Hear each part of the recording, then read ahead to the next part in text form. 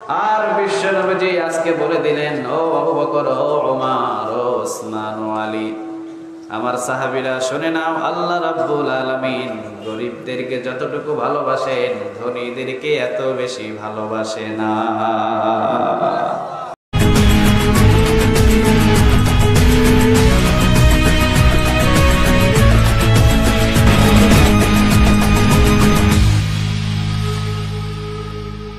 চিন্তা কর, বিশাল আসমান, কোনো রশি নাই, কোনো খুঁটি নাই, কার কুদরতে দাঁড়িয়ে আছে একটু চিন্তা কর, বুঝতে পারবি। আমি কোনো বান্দাকে ঠকাতে চাই না, আমি কোনো বান্দাকে জাহান্নামেও দিতে চাই না। তারা যদি ভালো কাজ করে আসে আমি তাদের জন্য জান্নাত বানাবো এমনটা নয়, জান্নাত বানিয়ে রেখে দিয়েছি। আমরা যাওয়ার পরে আমাদের জন্য জান্নাত বানাবে, আল্লাহকে এই ঘোষণা দিয়েছে? কথা বলেন। আল্লাহ বলেছেন প্রত্যেকটা ব্যক্তির জন্য আমি জান্নাত বানিয়ে এরপরে তাকে দুনিয়াতে পাঠিয়েছি। সুবহানাল্লাহ।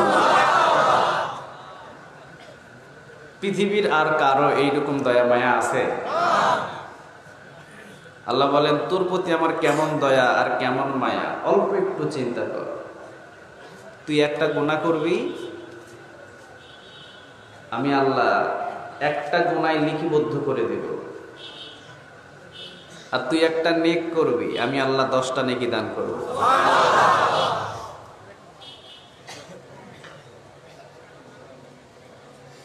আল্লাহর মতো দয়ালু, আল্লাহর মতো দয়াবান পৃথিবীতে কাউকে খুঁজে পাবেন না।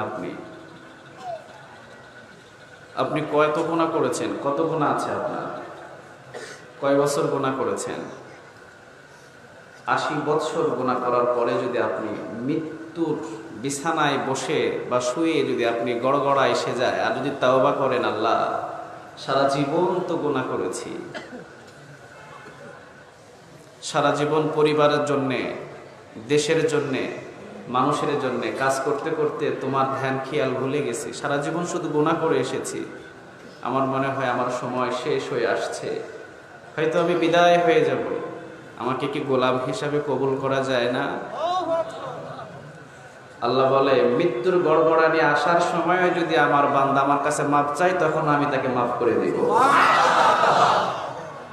এত দয়া আর এত মায়া পৃথিবীর কারো জায়গাতে আপনি পাবেন না, কারো কাছে পাওয়া যাবে না। এত দয়া আর এত মায়া আপনার প্রতি কেউ দেখাবে না। জোহর নামাজে আপনি হাজির হন নাই, আল্লাহ বলে আসর নামাজে হাজির হবে। আসর নামাজেও হাজির হন নাই, আল্লাহ বলে মাগরিবে হাজির হবে। মাগরিবে হাজির হন নাই, আল্লাহ বলে খবরদার কোনো আযাব আমার বান্দাকে ধরতে পারবে না, এশার নামাজে হাজির হবে। সুবহানাল্লাহ বলে। এশাও পড়েন নাই, এরপরেও আযাব আল্লাহ পাঠায় না। একদিন, 2 দিন, 3 দিন, 1 সপ্তাহ পর জুমার দিনে যখন আপনি হাজির হবেন, আল্লাহ বলে পিছনের 1 সপ্তাহ গুনাহগুলোকে মাফ করে দে। এত দয়া আর এত মায়া আর কারো আছে? কথা কন না কেন? আছে, আছে। তো সেই রবের জন্য যদি কিছু সময় এখানে কোরআন শোনার জন্য বসি, একটু শান্তশিষ্ট ভাবে 1টা ঘন্টা ব্যয় করি, আমাদের কোনো ক্ষতি হবে? কথা বলেন, ক্ষতি হবে? হবে। আমি গত বছর বলে গিয়েছিলাম যে এইরকম কোরআনের ময়দানের সামিয়ানা থেকে বাহির হওয়ার আগেই আল্লাহ গুনাহগুলোকে মাফ করে দেয়। এই জায়গাতে আমাদের কোনো স্বার্থ নাই, এই জায়গার ভিতরে আমরা কোনো স্বার্থের জন্য আসি নাই, এসেছি আল্লাহর দেওয়া বাণী থেকে কয়েকটা কথা শুনবো। আলহামদুলিল্লাহ, আল্লাহ সুবহানাহু ওয়া তাআলা যেন এই কোরআনের ময়দানটারে কবুল করে নেয়। কিয়ামতের দিন কিছু কিছু বান্দাদেরকে আল্লাহ সুবহানাহু ওয়া তাআলা পছন্দ করে শুধু তালাশ করবে, দেখি বান্দার কোনো ওসিলা পাওয়া যায় কিনা, কোনো ছোটখাটো নেক আমল আছে কিনা। আপনার ইমানটাকে চিপা শুরু করবে আল্লাহ। ইমানটাকে চিপতে চিপতে যখন দেখবে যে ছোট্ট একটা নেক আমল আছে, আল্লাহ বলবে এইটার ওসিলায় তোকে মাফ করে দিলাম। কিয়ামতের দিন কি হতে পারে না আজকের এই কোরআনের মাহফিল ওসিলা হয়ে পারে? আমাদের আমল নামায় আজকের এই কোরআনের ময়দান লেখা থাকবে না? কথা কন না কেন? শুধু কি ক্যামেরাম্যান ভাইরা আছে নাকি আল্লাহর পক্ষ থেকেও ক্যামেরাম্যান আছে? শুধু এই ক্যামেরাম্যান ভাইরা নয়, আল্লাহর পক্ষ থেকে এমন ক্যামেরাম্যান আছে যেটা কিয়ামতের দিন আপনি নিজ চোখে আপনাকে দেখিয়ে দিবে। সুবহানাল্লাহ। এই জন্য আমরা ধৈর্য নিয়ে কিছু সময় আমরা বসে থাকবো, নাকি উঠাউঠি করবেন? চলে যাবেন? কথা কয় না। কে কে যাবে হাত উঠান তো দেখি। মাশাআল্লাহ, কেউ যাবে না? আল্লাহ তুমি সব ভাইদেরকে খালিদ বিন ওয়ালিদের মতো কবুল করো না, হযরতে হানজালার মতো কবুল করে না। আমরা পৃথিবীতে সারা জীবনের জন্য থাকতে আসি নাই, আমরা পৃথিবী থেকে চলে যাব সবাই। হয়তো আজকের মাহফিলে আছি, আগামী বছর এই মাহফিলে নাও থাকতে পারি। তবে যারা এই ইন্তেজাম করেছেন, আমার ঝুমুর ভাই সহ আরো যাদের আমার নাম মনে নেই, অনেক কষ্টের মাধ্যমে বিশাল একটা আয়োজন করেছেন আপনাদের মাঝে। ওদেরও কোনো উদ্দেশ্য নাই, কোনো স্বার্থ নাই। এত শ্রম, এত ঘাম দিয়ে শুধুমাত্র কোরআনের কয়টা কথা আপনাদেরকে বুঝিয়ে দেওয়া, এটাই স্বার্থ, আর কোনো স্বার্থ নাই। আল্লাহ সুবহানাহু ওয়া তাআলা যেন এই যুবকদেরকে হযরত বেলালের মতো কবুল করে নেয়। আজকে আমি কথা বলবো সূরা আল কলাম থেকে। কলাম সূরার নাম সূরা আল কলাম। আল্লাহ যেন আমাকে কথা বলার আর আপনাদেরকে শ্রবণ করার তৌফিক দান করে, আমরা বলি আমিন। তবে প্রথমে আপনাদের সাথে কিছু কথা বিনিময় করা আমাদের প্রয়োজন। মহব্বত যখন বেড়ে যায়, তার হুকুম পালন করা সহজ হয়ে যায়। আল্লাহর সাথে এখনো হয়তো আমি আর আপনি মহব্বত করতে পারি নাই, বিধায় তাহাজ্জুদ নামাজে এখনো দাঁড়াইতে পারি নাই। কিন্তু যে আল্লাহর সাথে মহব্বত বেশি করে ফেলেছে, সে রাতের 3টা বাজার বিছানায় থাকতে পারে না, তার বন্ধুর সাথে কথা বলে চিল্লায়া বলেন আল্লাহু আকবার। এই জন্য মহব্বত যার সাথে যত বেশি হবে, হুকুম পালন করা তত সহজ হয়ে যাবে, ঠিক কি না? আমার সাথে আপনাদের সাথে কিছু মহব্বতের দরকার আছে? কথা বলেন। আছে? আছে। আলেমদেরকে ভালোবাসবেন।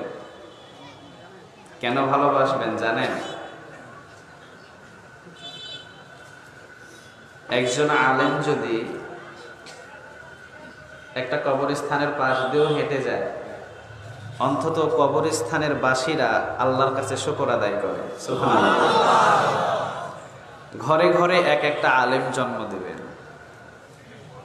মনে রাখবেন, পৃথিবীতে যদি আলেম না থাকে, কুকুর আর শিয়ালের মতো মরতে হবে, জানাজা দেওয়ার মানুষ পৃথিবীতে খুঁজে পাওয়া যাবে না।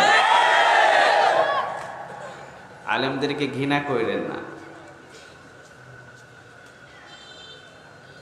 আলেমরা কখনো কোনো মানুষের মাথায় বাড়ি দিতে চায় না। আলেমরা কখনো কারো টাকা চুরি করতে চায় না। আলেমরা কখনো কারো সম্পদ আত্মসাৎ করতে চায় না। আলেমরা চায় শুধু আপনার গলার ভিতরে কোরআনটাকে ঝুলিয়ে দিয়ে আল্লাহর জান্নাতের সার্টিফিকেট দিতে। চিল্লা বলেন ঠিক কিনা? একটু ভালোবাসেন আলেমদেরকে, নাকি ঘৃণা করবেন? ঘৃণা করবেন? ঘৃণা করেন না। আলেমদেরকে যদি ঘৃণা করেন, সেই হাজার হাজার কিলো মাইল থেকে মদিনাতে রওজার ভিতরে একজন শাহিদ হয়ে আছে, ও আপনাকে পছন্দ করবে না, ও আপনার পক্ষে থাকবে না। আপনি যদিও আলেম হতে পারেন নাই, কিন্তু আলেমদের মতো লেবাস আপনি আজ থেকে ধরে ফেলেন, দেখবেন কিয়ামতের দিন আলেমদের কাতারে আপনার হাসন নাসর হয়ে যাবে।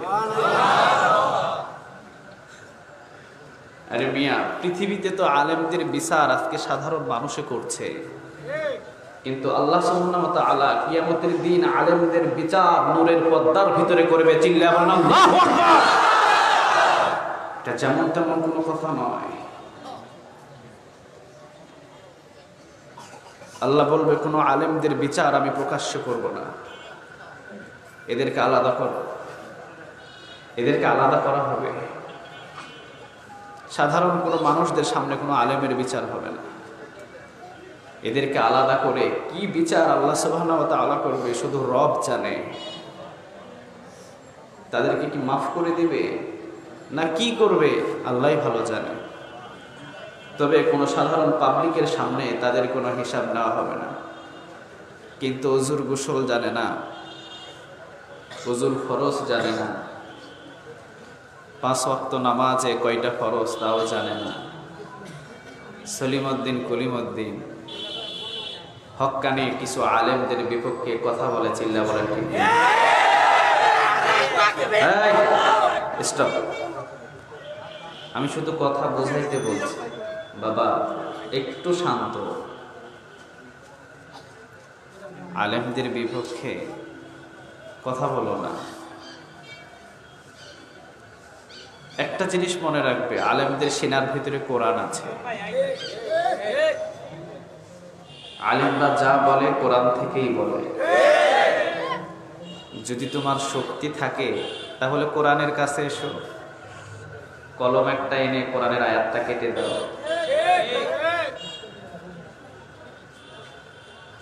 আল্লাহ বলছেন জমিন আমার জমিনের ভিতরে আমার কথা চলবে, কোনো বাধা দেওয়া যাবে না।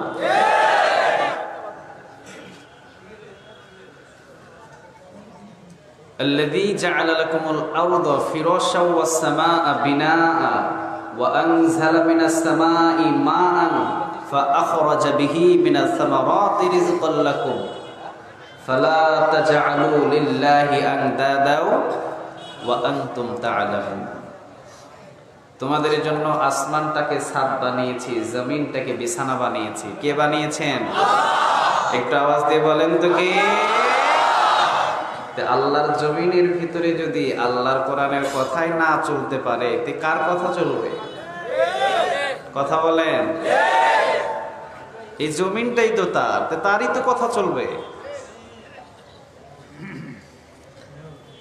এই জন্য আমরা সবাই শান্ত শিষ্টভাবে কোরআনের কথাগুলো শোনার চেষ্টা করব। তাকবীর হবে না, আমি বলছি কোনো তাকবীর হবে না। শুধু শান্ত আর শিষ্টভাবে যাতে কোরআনের কথা বলা যায়, এইটাই উদ্দেশ্য, আর কোনো উদ্দেশ্য নাই।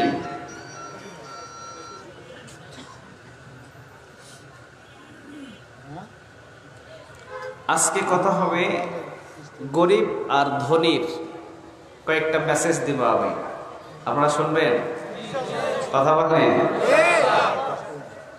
আপনি কি জানেন ধনীর চাইতে গরিবদেরকে আল্লাহ বেশি ভালোবাসে? সুবহানাল্লাহ বলবেন না? বিশ্বনবী যে বলেন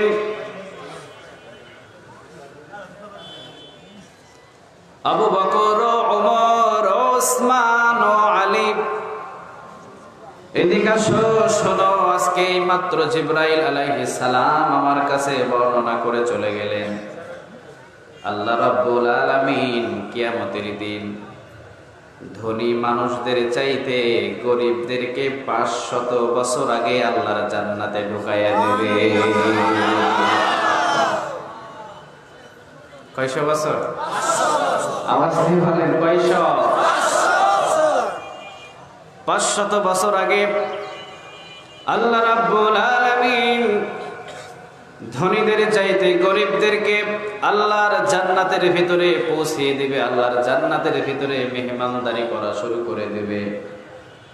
মানে ধনীরা এখনো পর্যন্ত আল্লাহর সামনে হিসাব নিকাশ নিয়ে বসে থাকবে, আর ওইদিকে 500 বছর আগে জান্নাতীরা, গরিবরা জান্নাতের ভিতরে ঢুকে জান্নাতের নাজ নিয়ামত ভক্ষণ করা শুরু করে দিবে। এইবার আসেন পয়েন্ট। আমরা সবাই বুশ রে চিনি না? বুশ সবাই চিনেন? আচ্ছা বলেন, আমার ভাই বুশ, তাকেও তো আল্লাহ সৃষ্টি করছে, ঠিক না? কে সৃষ্টি করছে? আল্লাহ। সবকিছু ফেল করে তার বাবাও হবে আদম আলাইহিস সালাম, ঠিক কিনা? আমাদের বাবার নাম আদম আলাইহিস সালাম, বুশের বাবার নাম কি? আদম আলাইহিস সালাম। এই জন্য ভাই বললাম, বুঝে নিয়েন, মহব্বতের ভাই না আবার, কিন্তু এই ভাই না। এই বুশ যদি তার লাইফ, তার জীবন, ধনী আর গরিব, যারা সবচাইতে বেশি আল্লাহওয়ালা, যারা সবচাইতে বেশি দিনদার, ইমানদার, পরহেজগার,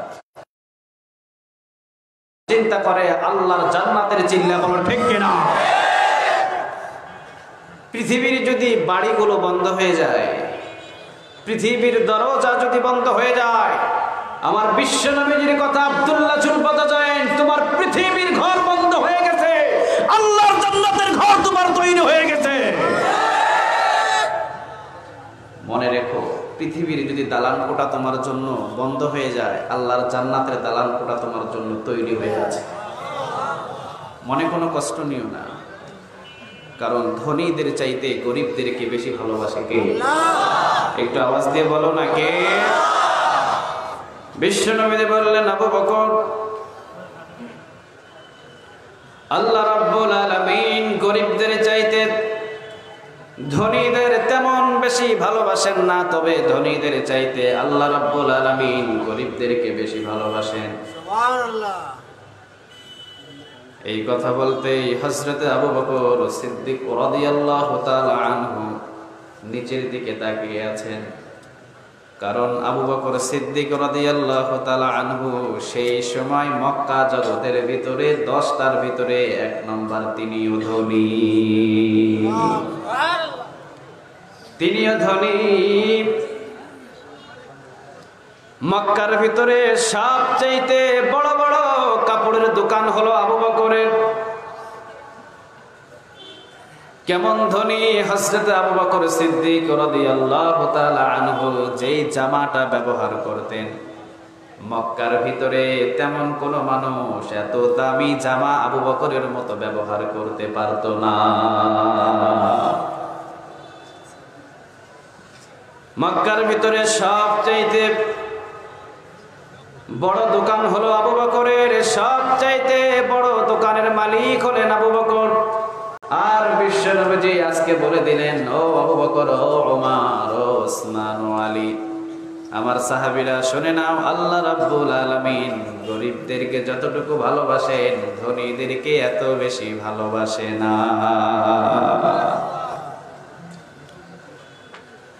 পৃথিবীতে যত নবী আর যত রাসূল এসেছে, সব নবী সব রাসূল তেমন ধনী ছিলেন না, সবাই ছিলেন গরিব। কারণ গরিবদেরকে ভালোবাসেন কে? একটু আওয়াজ দিয়ে বলেন না কে?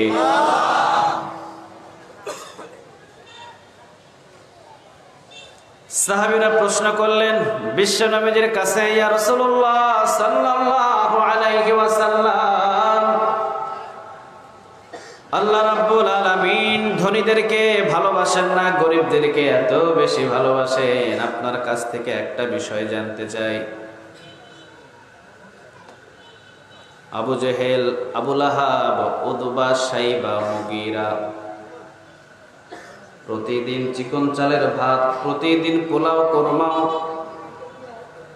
প্রতিদিন খাসি, উটের গোস্ত, গরুর গোস্ত, সব গোস্ত তারা খায়, সব মক্কার ভিতরে ভালো ভালো খাবার, কিন্তু আবু জেহেল, আবু লাহাব, উতবা, শাইবা তারাই খায়।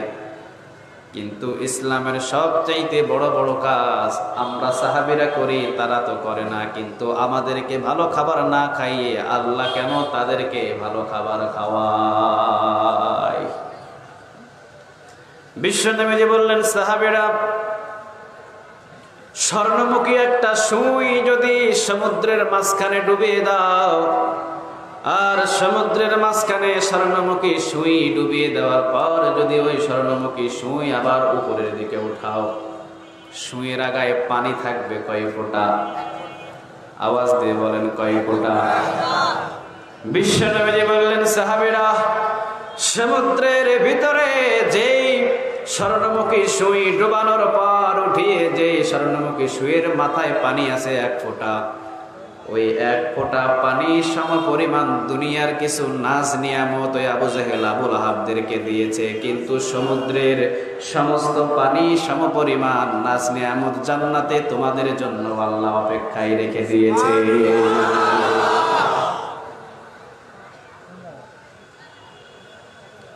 এই জন্য ইমানদার বাড়ি চায় না, ইমানদার গাড়ি চায় না।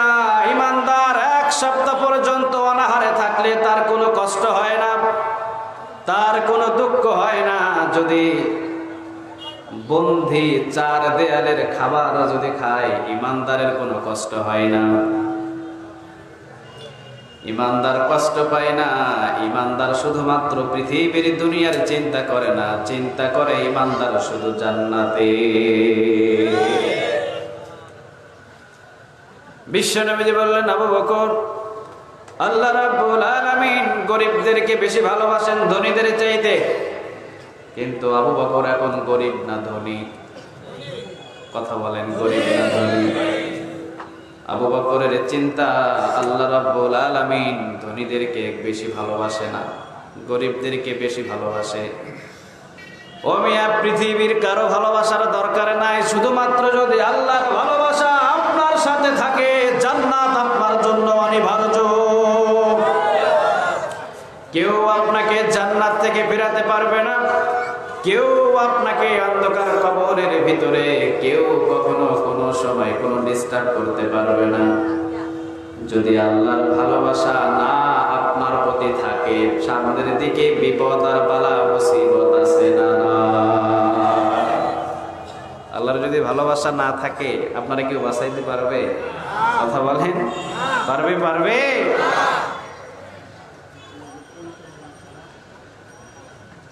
আবু বকরের একটাই চিন্তা, আল্লাহ রাব্বুল আলামিন গরিবদেরকে বেশি ভালোবাসেন। রাতের বেলা ঘুমাইতে গেলে আবু বকর শুধু একটাই চিন্তা করেন, আল্লাহ রাব্বুল আলামিন গরিবদেরকে বেশি ভালোবাসেন। সকালে উঠেই চলে গেলেন দোকানে, সবচাইতে বড় দোকান বিক্রি করে দিয়ে আল্লাহর রাস্তায় সব দিরহাম দান করে দিয়েছে। এই যে শুরু, দান করা শুরু। প্রথম দোকান প্রথম দিনে, আরেকটা দোকান দ্বিতীয় দিনে, আরেকটা দোকান তৃতীয় দিনে, আরেকটা দোকান চতুর্থ দিনে।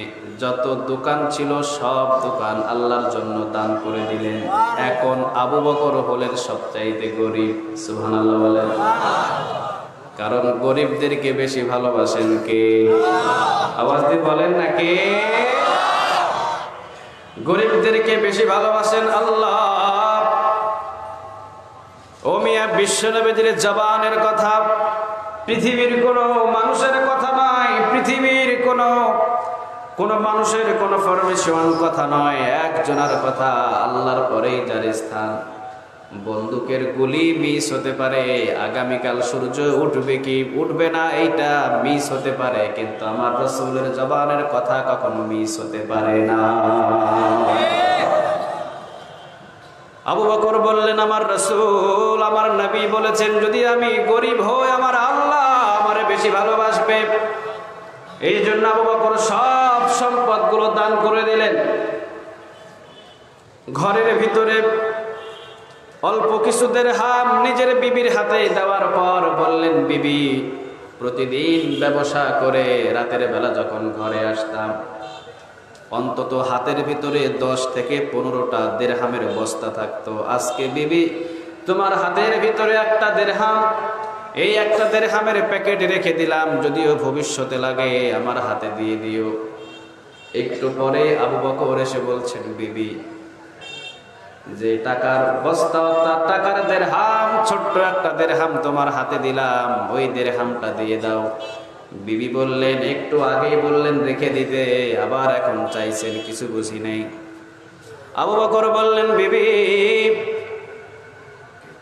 তোমার হাতে দিরহামের টাকা দেওয়ার পর আমি চলে গেলাম বিশ্বনবীর দরবারে। বিশ্বনবী বললেন, কে আছে এই জায়গার ভিতরে? আমার একজন সাহাবী, ওই সাহাবী হলো হযরত বেলাল রাদিয়াল্লাহু তাআলা আনহু। কে পারবে উমাইয়ার হাত থেকে আমার সাহাবী বেলালকে মুক্ত করে নিয়ে আসতে?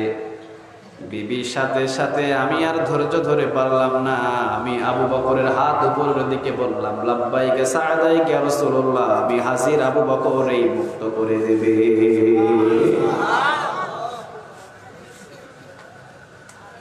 দাও দিরহাম দাও। বিবিও সেই রকম, আবু বকর যে রকম, বিবিও সেই রকম, দিয়ে দিলেন দিরহাম। হাতের ভিতরে দিরহাম নিয়ে টাকা নিয়ে চলে গেলেন উমাইয়ার সামনে। এরপরে বললেন, উমাইয়া কত টাকা হলে হযরত বেলালকে আমার হাতে উঠায় দিবি? ধর স্বর্ণ মুদ্রা নিয়ে নে। উমাইয়া বললেন, আবু বকর আমি তো জানতাম মক্কার ভিতরে সবচাইতে বড় দোকানের মালিক ছিলা তুমি, ব্যবসার কৌশল তুমি বুঝো। তুমি আবু বকর ব্যবসায়ের কৌশল তোমার সবচাইতে ভালো জানা। কালো একজন গোলামের জন্য হাজার হাজার দিরহাম তুমি আমার হাতে উঠাইয়া দিলা। আবু বকর বললেন, চুপ কর উমাইয়া, আজকে যদি তুই এই হযরতে বেলালের জন্য এই মক্কার অর্ধেক সম্পদ তুই যদি চাইতি, আমি আবু বকর অর্ধেক সম্পদ খরিদ করে তোকে দিয়ে বেলালকে মুক্ত করে নিয়ে যেতাম। কারণ তুই জানিস না রে উমাইয়া, এই বেলালের কথা কারো মুখ থেকে বাহির হয় নাই। আল্লাহর পরেই যার সম্মান, আল্লাহর পরেই যার সম্মানের স্থান, তিনি হলেন আমার হাবিব, তিনি হলেন রাসূলুল্লাহ সাল্লাল্লাহু আলাইহি ওয়াসাল্লাম। বলেছেন, কে আছে মক্কার ভিতরে এই বেলালকে মুক্ত করে দিবে? আমি হাত উঠিয়েছিলাম। আজকে বেলালকে যদি মুক্ত করে আমার রাসূলের সামনে হাজির করে দিই, আমার রাসূলের কলিজার ভিতরে শান্তি আসবে। আর আমার রাসূলের মুখের ভিতরে যদি হাসি ফোটাতে পারি, ভালোবাসা একজনের পক্ষ থেকে আসবে, তিনি কে? আবু বকরের একটাই চিন্তা, ভালোবাসা নিবে একজনের কাছ থেকে, তিনি কে? আওয়াজ দিয়ে বলেন কে? কিন্তু আমরা ভালোবাসা চাই শুধুমাত্র দুনিয়ায়। গার্লফ্রেন্ডের ভালোবাসা চাই, বিবির ভালোবাসা চাই, শ্বশুর শাশুড়ির ভালোবাসা চাই, কিন্তু কোন কাজ করলে আমার আল্লাহ যে বান্দারে ভালোবাসে আজ পর্যন্ত আমরা তালাশও করি নাই। কথা কন না কেন? আমাদের জানা নাই। কিন্তু আবু বকরের একটাই চিন্তা, আমি যখন দুনিয়া থেকে বিদায় হয়ে যাব, দুনিয়া থেকে বিদায় হবার সাথে সাথে কারো ভালোবাসা আমার আর কাজে পুষবে না, তখন একজনের ভালোবাসা লাগবে, তিনি কে? হযরত আবু বকর একদিন মসজিদে নববীতে বসে টুকরে টুকরে কাঁদছেন। হযরত আবু বকর মসজিদে নববীতে বসে টুকরে টুকরে কান্না শুরু করেছেন, বাচ্চা ছেলের মতো। সাহাবীরা এসে বলছেন, আবু বকর তুমি কান্না করো কেন? তোমার তো কান্নার কোনো প্রয়োজন নাই রে আবু বকর, কারণ আল্লাহ রাব্বুল আলামিন আশারায়ে মুবাশশারা 10 জন সাহাবীকে জান্নাতের সার্টিফিকেট দিয়ে দিয়েছেন। ও আবু বকর, ওই 10 জনের সার্টিফিকেটের ভিতরে সর্বপ্রথম সার্টিফিকেট হলো সেই আবু বকর তোমার। আরে তোমার চিন্তা কিসের? ও আবু বকর, তুমি তো জান্নাতের সার্টিফিকেট হাতে পেয়েছো, তোমার তো কান্নার কোনো দরকার নাই। আবু বকর কান্না করে বললেন, সাহাবীরা, আমার রাসূল তো বলেছে জান্নাতের ভিতরে আমার রাসূল নিয়ে যাবে, কিন্তু আমার রাসূল তো এখনো পর্যন্ত বলে নাই আবু বকর অন্ধকার কবরে তোমারে মাফ করে দিবে, আমি বিশ্বনবী সাক্ষ্য দিলাম। এমন কথা তো আমার আবু বকররে এখনো পর্যন্ত আমার রাসূল বলে না। বিশ্বনবী বললেন, আবু বকর, আমল যদি ভালো হয়ে যায় তোমার জন্য কবর হয়ে যাবে জান্নাতের বাগান, আর যদি আমল খারাপ হয়ে যায়, আমি বিশ্বনবীর প্রথম সাহাবী আবু বকর বলে তোমার সাথে কোনো খাতির হবে না। আবু বকরের সাথে যদি কবর খাতির না করে, আমি আর আপনার সাথে কোনো খাতির আছে? কথা বলে। আবু বকর বললেন, এই জন্যে অন্ধকার কবরের সার্টিফিকেট আমার রাসূল আমারে দেয় নাই, যার কারণে আমি আল্লাহ রাব্বুল আলামিনের ভালোবাসা চাই। কোন কাজটা করলে আমার আল্লাহ আমি আবু বকরকে ভালোবাসবে? যদি জীবন দিতে হয় জীবন দিব, এরপরেও আল্লাহর ভালোবাসা আদায় করে ছাড়বো। ভিতরে কথা বোঝা যায়? সবাই তো বলে না, ভিতরে কি কথা বোঝা যায়? কথা বোঝা যায়? যায়? একটু আওয়াজ দিন। আপনারা আওয়াজ না দিলে তো আমি শেষ। একটু আওয়াজ দিন। আওয়াজ দেওয়া যাবে? কথা বলেন, আওয়াজ দেওয়া যাবে? সবগুলো শেষ, আর কিছু নাই। আবু বকরের কাছে আর কিছু নাই। যত বড় বড় দোকান সবগুলো দান করে দিলেন আল্লাহর জন্য। এখন হয়ে গেলেন গরিব, কারণ আবু বকর জানে গরিবরে বেশি ভালোবাসে কে? একটু আওয়াজ দিয়ে বলেন কে? কয়েকদিন পরে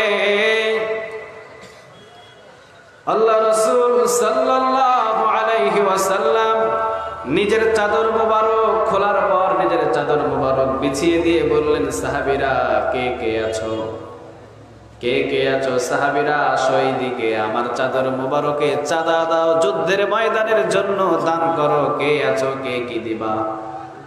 সব সাহাবীরা চলে গেলেন চাঁদা নেওয়ার জন্য।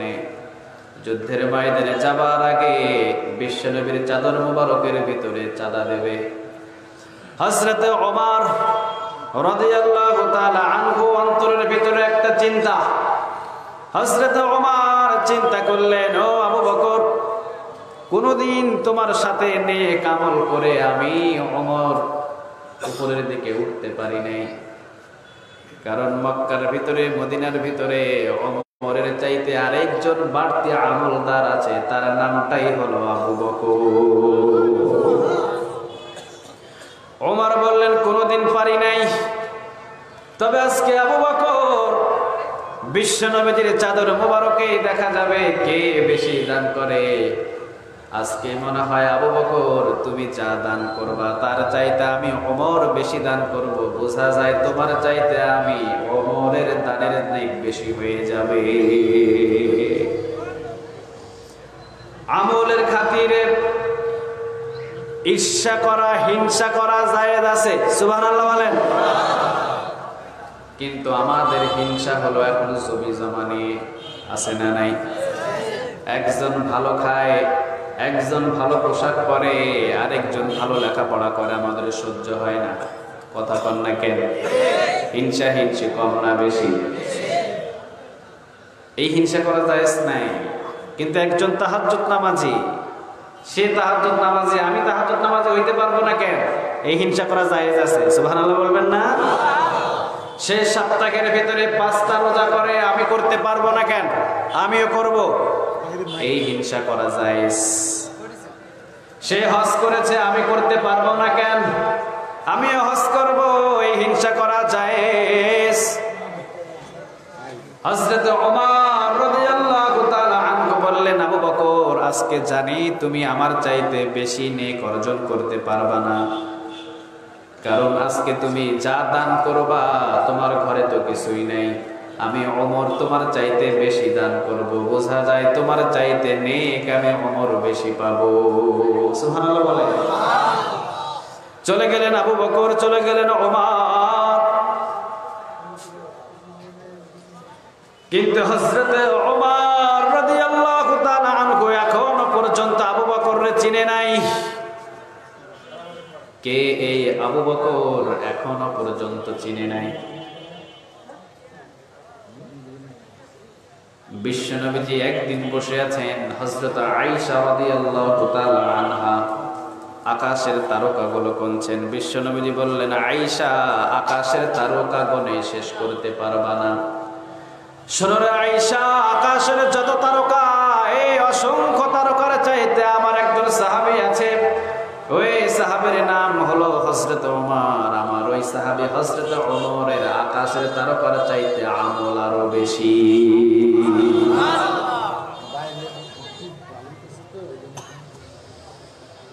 আয়েশার মনের ব্যথা, মনের ভিতরে কষ্ট, দুঃখ পেলেন। আয়েশা, বিশ্বনবীজি বললেন, আয়েশা মনে কষ্ট পায় না, বুঝতে পেরেছি তোমার বাবার কথা হয়তো বলি নাই, ঠিক আছে রে আয়েশা, যাও, তোমার বাবার কথা যদিও আমি বলি নাই, কিন্তু তোমার বাবাকে আয়েশা তুমি এখনো পর্যন্ত চিনো না।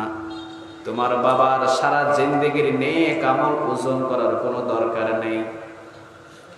তোমার বাবা যেই দিন আমার সাথে মক্কা থেকে মদিনাতে হিজরত করার দিন, যেই সময়টুকু আমার সাথে ছিলেন গুহার ভিতরে, তোমার বাবার ওরুর উপরে মাথা রেখে আমি বিশ্বনবী যতক্ষণ পর্যন্ত ঘুমিয়েছিলাম, ওই সময়টুকুর নেক আমার আল্লাহ রাব্বুল আলামিন আবু বকরকে যা দান করেছেন, ওই নেকটাই যদি আবু বকরের এক পাল্লায় দিয়ে দেওয়া হয়, আর হযরত ওমর সহ সমস্ত মুসলমানের নেক যদি আরেক পাল্লায় দিয়ে দেওয়া হয়, আবু বকরের নেকের ওজনটাই বেশি হয়ে যাবে।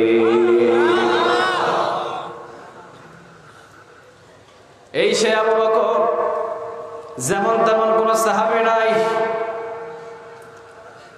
চলে গেলেন আবু বকর ঘরের ভিতরে, চলে গেলেন ওমর ঘরের ভিতরে। ওমর একটা অনেক বড় বস্তা এনে বিশ্বনবীর সামনে ছেড়ে দিলেন। ইয়া রাসূলুল্লাহ সাল্লাল্লাহু আলাইহি ওয়াসাল্লাম, দান করে দিলাম। হযরত ওমরের বস্তার চাইতে হযরত আবু বকরের বস্তা আরো ছোট, ছোট্ট একটা বস্তা এনে হযরত আবু বকর ছেড়ে দিলেন। হযরত আবু বকর ছোট্ট বস্তা ছেড়ে দিতে জিবরাইল আলাইহিস সালাম এসে হাজির হয়ে বলছেন, ইয়া রাসূলুল্লাহ সাল্লাল্লাহু আলাইহি ওয়াসাল্লাম, আজকে বেশি দানের হিসাব হবে না, আজকে যে দান কম করেছে তার হিসাব আগে হবে। আজকে বেশি দানের হিসাব নয়, আজকে কম দানের হিসাব। আজকে কম দানের হিসাব, যে কম দান করেছে তার হিসাবটাই আপনি করবেন। বিশ্বনবী বুঝে ফেললেন, বললেন, আজকে যারা যারা দান করেছো সবার দানের চাইতে আজকে আবু বকরের দানটাকে আল্লাহ বেশি পছন্দ করেছে।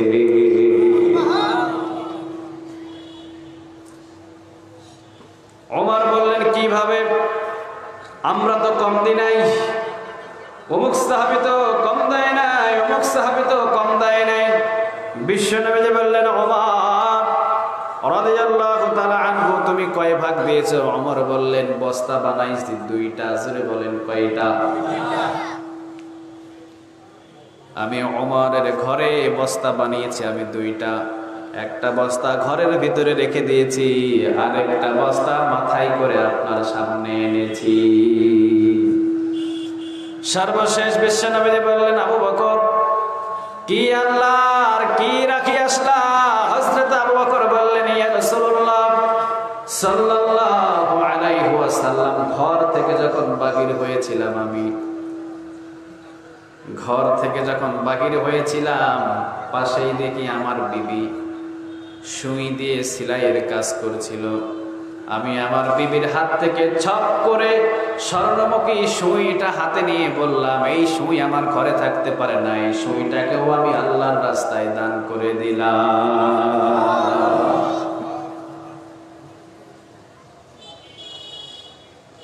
ঘরের কোনায় কোনায় কি আছে সবগুলো তালাশ করে বস্তার ভিতরে ভরেছি, সবগুলো নিয়ে এসেছি।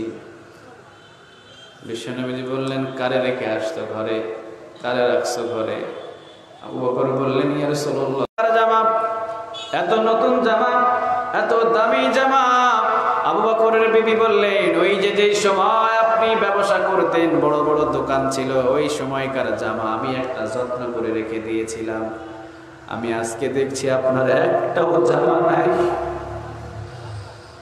যা একটা জামা, এইটাও আজকে ছিঁড়ে গেছে। আপনি ছিঁড়া জামা পরে আল্লাহ রাসূলের দরবারে যাবেন, আমি বিবি হয়ে এইটা আমার পছন্দ হচ্ছে না, এই জন্য আপনার জন্য ওই যে রেখে দেওয়া জামা, ওই জামাটুকু আপনার হাদিয়া দিলাম, আপনি গায়ে পরে নেন। বিবির হাদিয়া দেওয়া, নিজের গায়ে পরে নিলেন জামা। আবু বকর একবার হাতের দিকে তাকায়, হাতের দিকে তাকিয়ে দেখে জামাটা অনেক দামি। নিজের শরীরের দিকে তাকায়, নিজের শরীরের দিকে তাকানোর পরে দেখে জামাটা অনেক দামি, বেচলে অনেক টাকা পাওয়া যাবে, অনেক টাকা পাওয়া যাবে। আবু বকর বললেন, আমার শরীরের ভিতরে এত জামি দামা থাকবে, এইটা সুন্দর দেখায় না। আবু বকর জামাটারে খুলে নিয়ে গেছেন কাপড়ের দোকানে, নিজের জামাটাকে টাকা দিয়ে বিক্রি করছে। সুবহানাল্লাহ। নিজের জামা খোলার পর কাপড়ের দোকানে দাম দিয়ে বিক্রি করে সেখান থেকে একটা অংশ বাকির করার পর হযরত আবু বকর চলে গেছেন সালার চট কিনতে। সালার চট, কিসের চট? আওয়াজ দিয়ে বলেন, কিসের চট? সালার চট আপনাদের ঢাকায় কি বলে? এটা আমাদের কি বলে? সালার চটই বলে। বস্তা। আরে সালার চট কিনেছেন আবু বকর, আর বাকি টাকাগুলো মুঠ করে ধরে আছে। সালার চট হযরত আবু বকরের শরীরের মাপ দিয়ে হযরত আবু বকর নিজ হাতে কেটেছেন। কাটার পর খেজুর গাছের কাটা দিয়ে সালার চট দিয়ে একটা নিজের গায়ের জামা বানিয়ে নিজের কাছে পরেছে।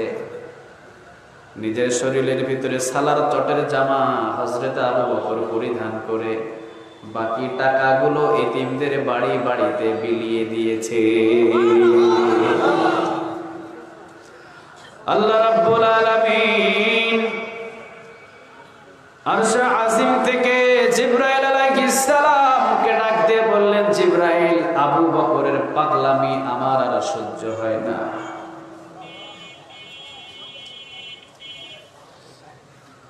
আবু বকরের পাগলামি আমার আর সহ্য হয় না। কি পাগলামি করা শুরু করছে আবু বকর?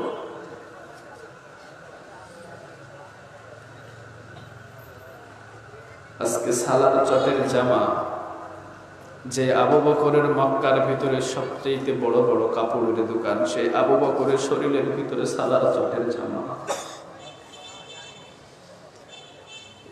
এই আবু বকর সালার চটের জামা পরিধান করে আজকে মদিনার অলিতে গলিতে ঘোরাঘুরি করেছে। আমি আল্লাহর আর সহ্য হয় না। যাও জিবরাইল, আমার পক্ষ থেকে তুমি নিজেও একটা সালার চটের জামা পরে আমার বন্ধুর সামনে হাজির হয়ে যাও। এই যে ভালোবাসা শুরু। জিবরাইল আলাইহিস সালাম সালার চটের জামা পরে আল্লাহ রাসূলের সামনে এসে সালাম বিনিময়। বিশ্বনবীজি দেখেই দিছে একটা মুস্কি হাসি। জিবরাইল, তোমার শরীরের ভিতরে সালার চটের জামা। জিবরাইল বললেন, ইয়া রাসূলুল্লাহ, একটু পরে আপনি খেলা দেখবেন। কেন আমি সালার চটের জামা পরেছি? একটু পরে হযরত আবু বকর সিদ্দিক রাদিয়াল্লাহু তাআলা আনহু হেঁটে আসছেন। বিশ্বনবী যে আবু বকরকে দেখে চিনতে পারে না কে এই মানুষ। কাছে এসে বিশ্বনবীজি আর কোনো কথা বলছে না, দাড়ি ভিজে ভিজে রাসূলের জামার দিকে পানি পড়ছে। আবু বকর, তোমার কোথায় গেল বড় বড় কাপড়ের দোকান? কোথায় গেল তোমার দামি দামি কাপড়? কয়েকদিন দেখলাম একটা নতুন কাপড় পরিধান করে মসজিদে নববীতে আসা যাওয়া করলে, আজকে কেন চটের জামা পরলাম?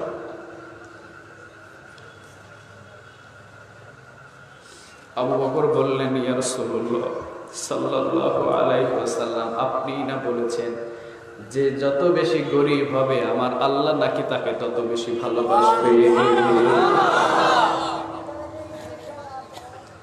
এই জন্য আমি গরিব হতে চাই, গরিব। আমি ধনী হতে চাই না।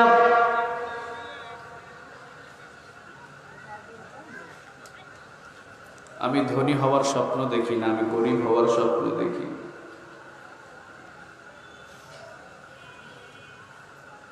জিবরাইল আলাইহিস সালাম বললেন, ইয়া রাসূলুল্লাহ সাল্লাল্লাহু আলাইহি ওয়াসাল্লাম, আজকে আবু বকর সালার চটের জামা শরীরে পরিধান করার কারণে আল্লাহ রাব্বুল আলামিন আবু বকরের কথা আরশে আজিমে আমার সাথে তুলে ধরেছেন, আবু বকরের নাম আমার আল্লাহ 3 বার নিয়েছে। আপনার নাম যদি আমার আল্লাহ 1 বার নেয়, সারা জীবনের সবকিছু সুখ শান্তি আদায় হয়ে যাবে, ঠিক কিনা? আর কিছু দরকার আছে? কথা বলেন, আছে? আছে। আবু বকরের নাম কয়েকবার আমি জিবরাইলের সামনে আল্লাহ রাব্বুল আলামিন নেওয়ার পর বললেন, আবু বকর যা শুরু করেছে দুনিয়ার ভিতরে আমি আল্লাহর আর সহ্য হয় না, যাও জিবরাইল আজকে তুমি নিজেও সালার চটের জামা পরে আমার রাসূলের সামনে যাও।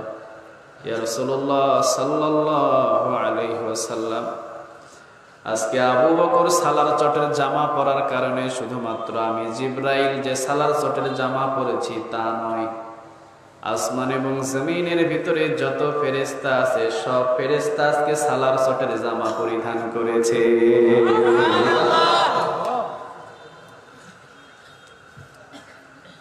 শান আর মর্যাদা আর ভালোবাসা আস্তে আস্তে প্রকাশ হচ্ছে। সুবহানাল্লাহ বলেন। এইবার আসছে ৪র্থ নম্বর ভালোবাসা। সুবহানাল্লাহ বলবেন না? হযরত আবু বকর সিদ্দিক রাদিয়াল্লাহু তাআলা আনহু মসজিদে নববীতে নামাজ পড়ে। মসজিদে নববীতে নামাজ পড়ার পর হযরত আবু বকর সিদ্দিক রাদিয়াল্লাহু তাআলা আনহু নিজের ঘরের দিকে যায়।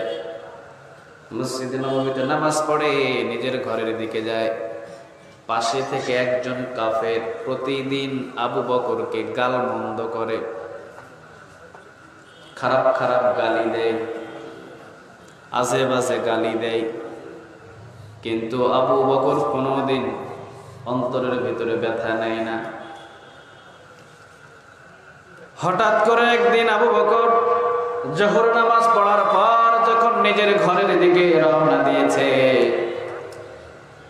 ওই যে কাফের, ওই কাফের বলে উঠেছে, মুসলমান যত আছে সবাই ফকির, মুসলমানের আল্লাহ ফকির। নাউজুবিল্লাহ, আস্তে করে বলেন। আমার রব কি ফকির? আওয়াজ দিয়ে বলেন, আমার রব কি ফকির? নাকি নাস্তিকের বাচ্চারা ফকির?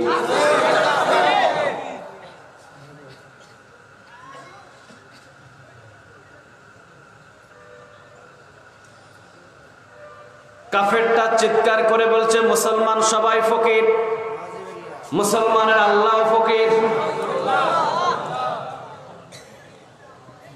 হযরত আবু বকর সিদ্দিক রাদিয়াল্লাহু তাআলা আনহুর ঈমানের ভিতরে জোয়ার চলে এসেছে, নিজেকে আর কন্ট্রোল করতে পারে নাই।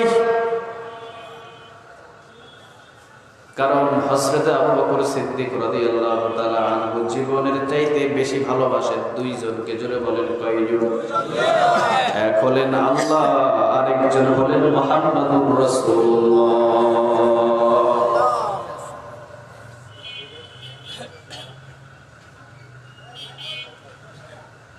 ও মিয়া, আল্লাহকে এবং আল্লাহর রাসূলকে বেশি ভালোবাসার কারণে আজকে তো আল্লাহর রাসূল পাশে নিয়ে ঘুমিয়ে আছে। সুবহানাল্লাহ বলবেন না? মহব্বত যে বেশি, ভালোবাসা যে বেশি, পাশে নিয়ে ঘুমিয়ে আছে। যে জায়গাতে 1 সেকেন্ড দাঁড়ানোর কোনো ক্ষমতা নাই কোনো মুসলমানের, সবসময় দৌড়ের উপরে থাকতে হয়। যারা গেছেন তারা জানেন 1 সেকেন্ড দাঁড়ানোর সুযোগ নাই, হাঁটার উপরে থাকতে হবে, সালাম দিয়ে চলে যাও। এই জায়গাতে বিলাপ করা কান্নাকাটির জায়গা না, দূরে চলে যাও, দূরে গিয়ে কান্নাকাটি করো।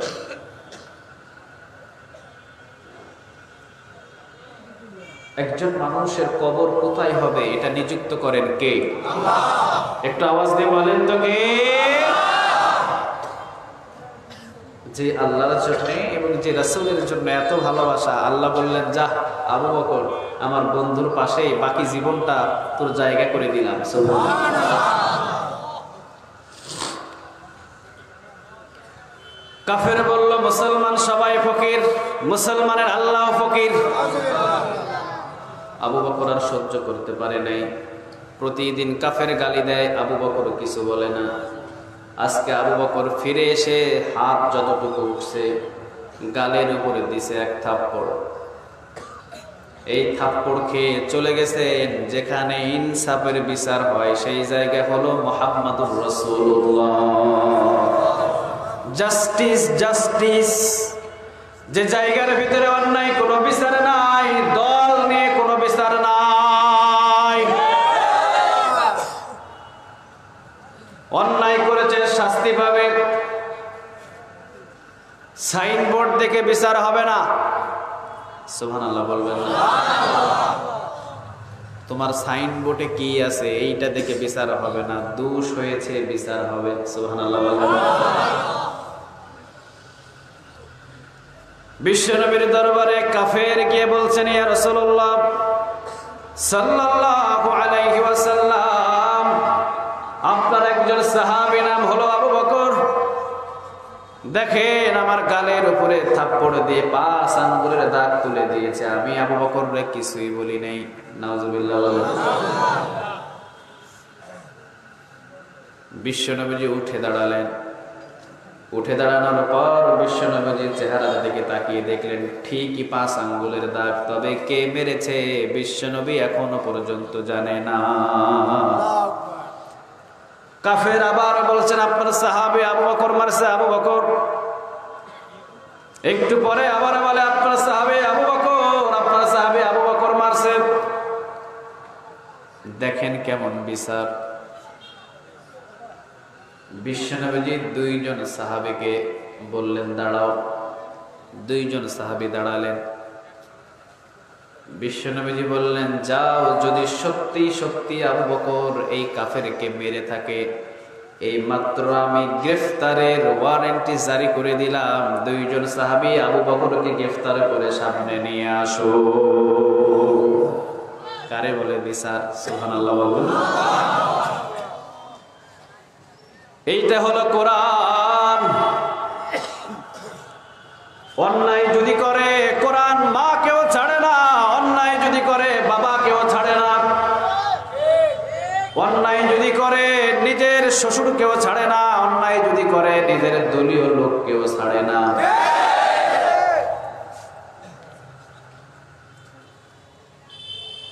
ছেলের বিবাহ দিয়েছে, বিবাহ, মেয়েকেও বিবাহ দিয়েছে। ছেলের বিবাহ দিলে আনে, আর মেয়ের বিবাহ দিলে কি করে? পাঠায়া দেয়।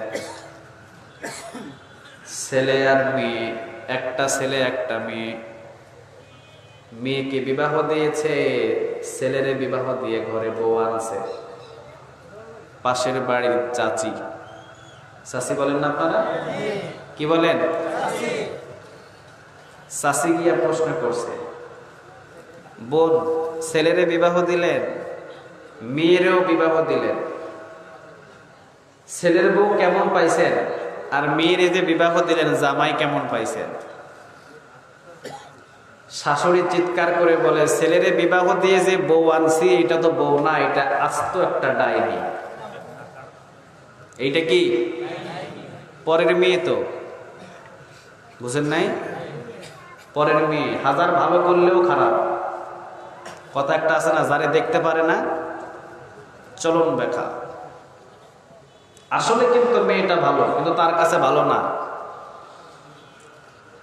ছেলেরে বিবাহ করেছি, সবচেয়ে খারাপ একজন নারী আমার ছেলের কাঁধের উপরে চেপে বসেছে, একবারে খারাপ। বলছেন, আচ্ছা বোন মেয়েরে বিবাহ দিলেন, কই মাশাআল্লাহ জামাই একটা পাইছি, প্রতি মাসে 10,000 টাকা আমার জন্য পাঠায়, প্রতি মাসে 10,000 টাকা আমার জন্য পাঠায়। আর মেয়েটাও মাশাআল্লাহ খুব সুখে শান্তিতে আছে। মেয়ে বড় ভালো, মেয়ের জামাইও ভালো, কিন্তু ছেলেরে বিবাহ দিলাম, ছেলের বউ ভালো না, 24 ঘন্টা মোবাইলে কথা বলে। আসলে কিন্তু দিনের ভিতরে 2-4 ঘন্টা যদিও কথা বলে, তার ছেলের সাথে কথা বলে, রং নম্বরে কথা বলে না। এরপরেও মেয়েটা ভালো না। পরের মেয়ে 1 সপ্তাহ পরে শাশুড়ি আম্মারে ডাইকা নিছে জামাই, ডাইকা নিয়ে বলে আম্মা জান দেখেন আপনার মেয়ে 3 দিন যাবত আমার ঘরে নাই, কোন একটা পোলার লগে 3 দিন কাটায় আসছে। কয়দিন? বিচারটা আপনি করে দেন। কয় ও মা এইটা আমার মেয়ে, বয়স ছোট, এরকম করতেই পারে। বয়স কি ছোট, খুব অল্প বয়সে বিবাহ দিয়েছি, সেইটা বুঝে না, এরকম মাঝে মধ্যে হয়, এইটা সমস্যা নাই। পরের মেয়ে হাজার ভালোভাবে চললেও ভালো লাগে না, আর নিজের মেয়ে 3 দিন হারিয়ে থাকলে ওই মেয়ের বিচার হয় না। নিজের সাইনবোর্ডের যদি হয় জেনা করলে, ব্যভিচার করলে, চুরি করলে, ডাকাতি করলে বিচার হয় না, অন্য লোক যদি 5 ওয়াক্ত নামাজি হয় জেলখানায় গিয়ে কাটাতে হয়। ইনসাফ নাই, ইনসাফ নাই। যতদিন পর্যন্ত ইনসাফ কায়েম না হবে, মারামারি কিলাকিলি দিন দিন বাড়বে। কথা কন না কেন? দিন দিন মারামারি বাড়বে, মারামারি কমবে না। বিশ্বনবীর জাস্টিস, ইনসাফের বিচার। কুরাইশ বংশের একজন মহিলা চুরি করছে, চুরি। বিশ্বনবীর বংশের নামটাও কি? বিশ্বনবী বললেন হাত কেটে দাও। একজন সাহাবী এসে বললেন ইয়া রাসূলুল্লাহ সাল্লাল্লাহু আলাইহি ওয়াসাল্লাম, কার হাত কাটবেন আপনি? এইটা তো কুরাইশ বংশের মেয়ে, আপনার নিজের বংশের মেয়ে, যদি হাত কাটেন মান ইজ্জত সব কমে যাবে। বিশ্বনবী বললেন কার এত বড় সাহস? কে আছে আমার সামনে কথা বলে? কার এত বড় সাহস দেখি? আমার কুরাইশ বংশের মেয়ে বলে তার হাত কাটা বন্ধ করে দিয়ে তার আঙ্গুল কেটে দেব। কি ইনসাফের বিচার করো তোমরা?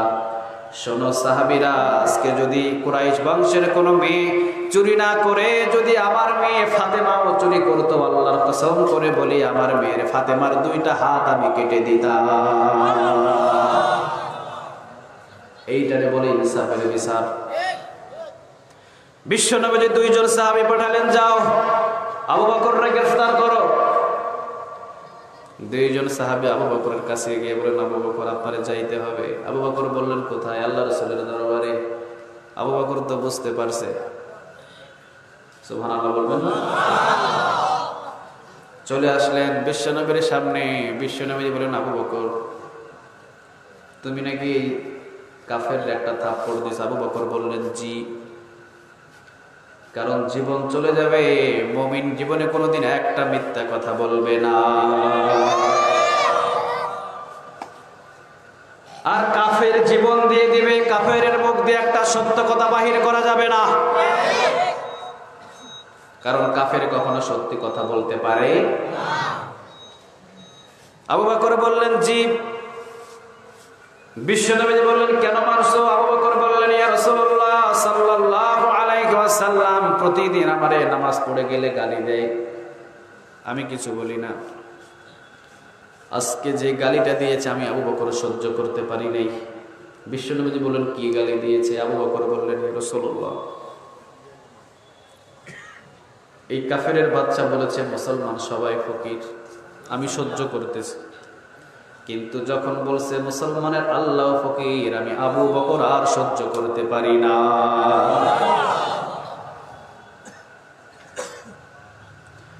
আর সহ্য হয় নাই আমার, আর সহ্য হয় নাই, নিজেকে কন্ট্রোল করতে পারি নাই। যে আবু বকরের সব সম্পদগুলো আল্লাহর জন্য ব্যয় করেছি, যে আবু বকরের জীবনটাও আল্লাহর জন্য দিতে 24 ঘন্টা প্রস্তুত আছি, যে আল্লাহর জন্য আল্লাহ আবু বকরের কাছে যা চাইবে এই আবু বকর তাই দিতে প্রস্তুত। সুবহানাল্লাহ। কিন্তু আমার আল্লাহকে যদি কেউ ফকির বলে, আমি আবু বকর থাকতে সে কখনো মাপ পাবে না। বিশ্বনবী কাফেররে জিজ্ঞাসা কথা রাইট? কাফের বলে এইরকম কথা আমি বলি নাই। আপনার কি বিশ্বাস হয় আমি এইরকম কথা বলতে পারি?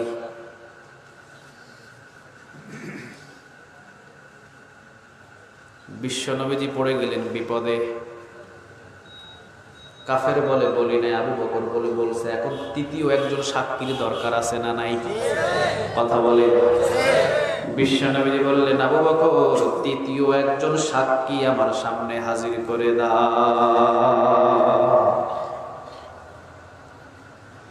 তৃতীয় একজন সাক্ষী হাজির করো। আবু বকর বললেন, ইয়া রাসূলুল্লাহ সাল্লাল্লাহু আলাইহি ওয়াসাল্লাম, তৃতীয় একজন সাক্ষী আমি আবু বকর কিভাবে হাজির করব? ওই জায়গার ভিতরে আমি আর এই লোকটা ছাড়া তৃতীয় কোনো ব্যক্তি ছিল না, শুধু আমি ছিলাম আর এই লোকটা ছিল, আর কেউ নাই। বিশ্বনবীজি বললেন, আবু বকর, তাহলে তুমি কিন্তু বিপদে পড়বা, কারণ তুমি যদি সাক্ষী না হাজির করতে পারো, রায়টা কিন্তু কাফেরের বিপক্ষে চলে যাবে।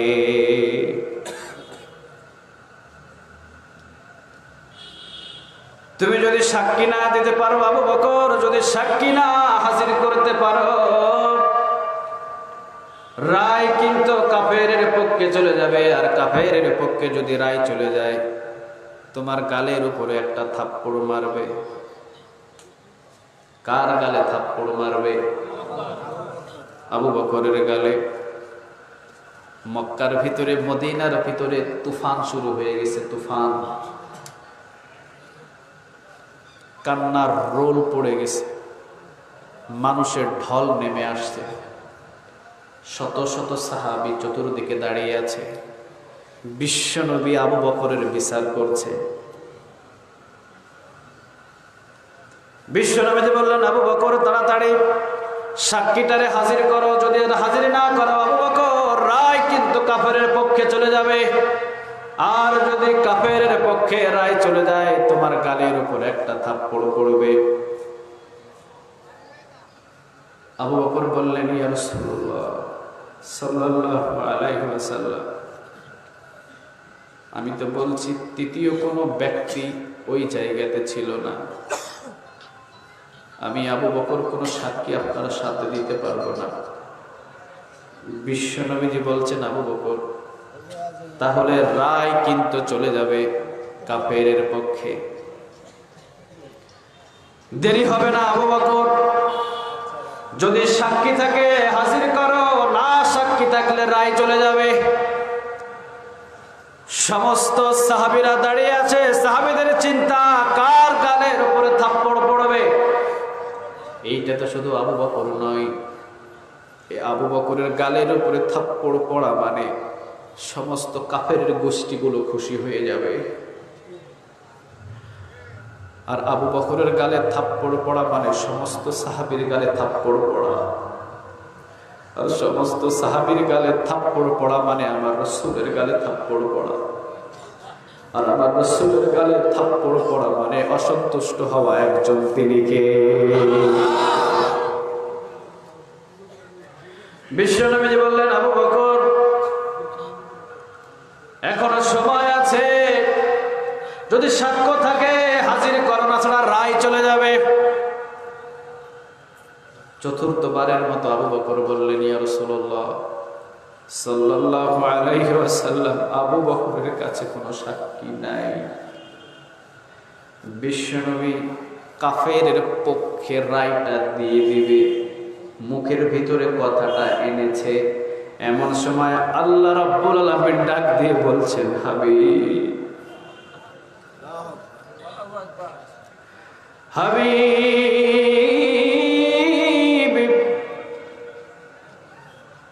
জবানটারে বন্ধ করুন হাবিব। জবান দিয়ে কোনো কথা আপনি বাহির করবেন না, আমার কথা আপনি শুনুন। আবু বকরের পক্ষে সাক্ষী দেওয়ার মতো কোনো তৃতীয় সাক্ষী নাই।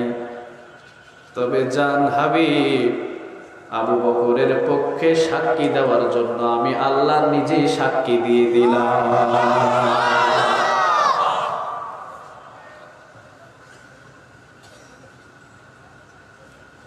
এই যে সেই ভালোবাসা। এমনি এমনি ভালোবাসা পাই নাই,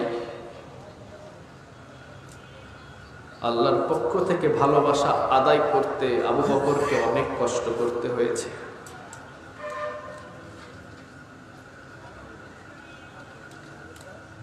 এই জন্য বিশ্বনবীজি বলতেন, আবু বকর আল্লাহ রাব্বুল আলামিন ধনীর চাইতে গরিবরে বেশি ভালোবাসে। আবু বকর হইছেও গরিব, সুবহানাল্লাহ। দীর্ঘ সময় হয়ে গেল, আমি শুধু এতটুকুই বোঝাইতে আপনাদেরকে টেনে এনেছি কথাটা। আজকে যারা গরিব,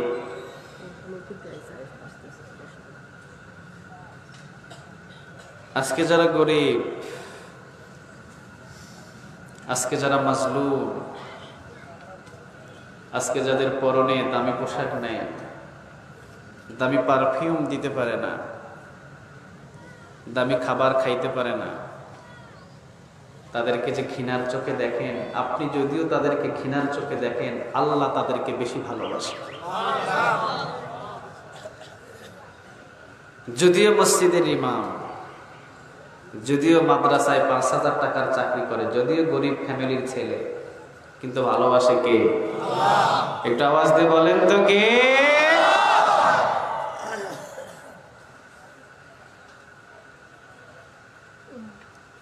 তো এই জন্য কথাটুকু ঘোরায় অনেক দূর থেকে নিয়ে আসতে আমার একটু সময় লেগে গেছে। আমি আর সামনে কথা বাড়াইতে চাচ্ছি না।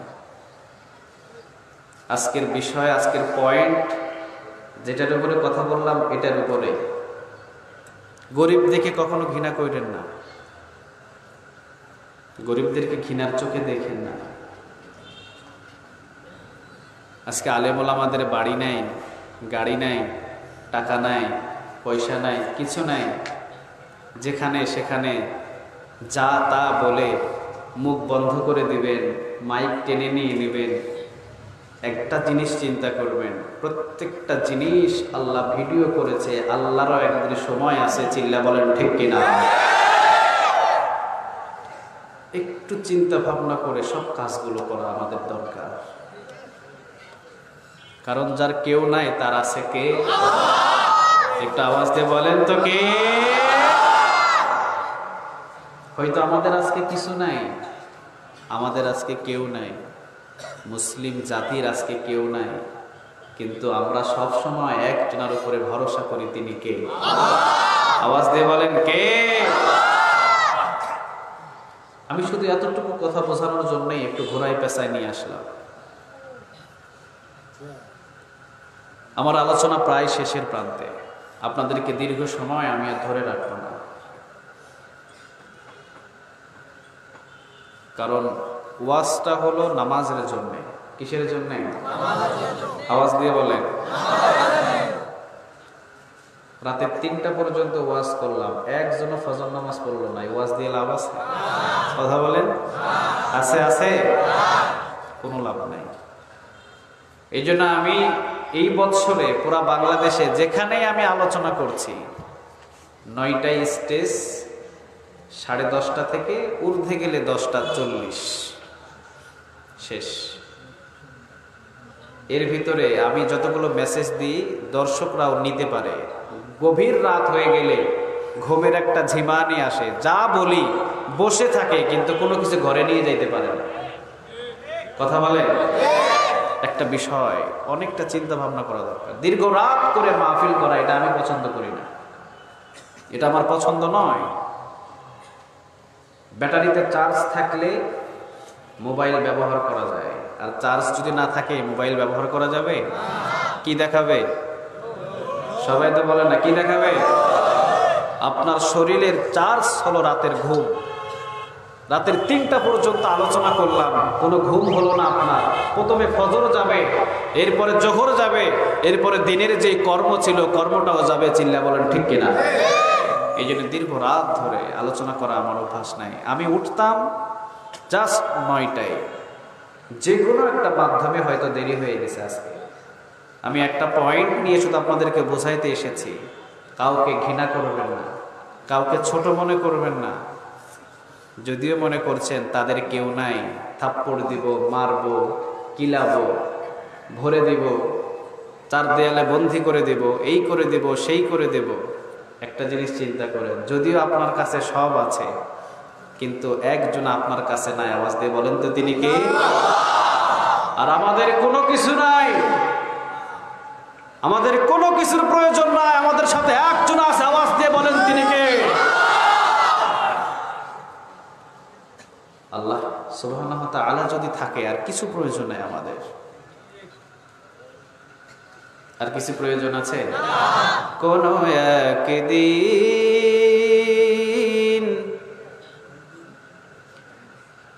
এই দেশের আকাশে কালিমার পতাকা উড়বে, সেদিন সবাই খোদাই বিধান পেয়ে দুঃখ বেদনা ভুলবে। সুবহানাল্লাহ বলবেন না? সেদিন সবাই খোদাই বিধান পেয়ে দুঃখ বেদনা ভুলবে। কোন একদিন এই দেশের আকাশে কালিমার পতাকা দুলবে, সেদিন সবাই খোদাই বিধান পেয়ে দুঃখ বেদনা ভুলবে। সেদিন সবাই খোদাই বিধান পেয়ে দুঃখ বেদনা ভুলবে। সেদিন আর রবে না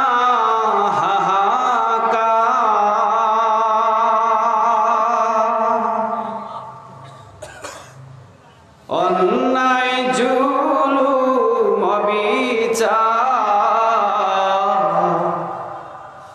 সেদিন আর রবে না হাহাকার। অন্যায় জুলুম অবিচার,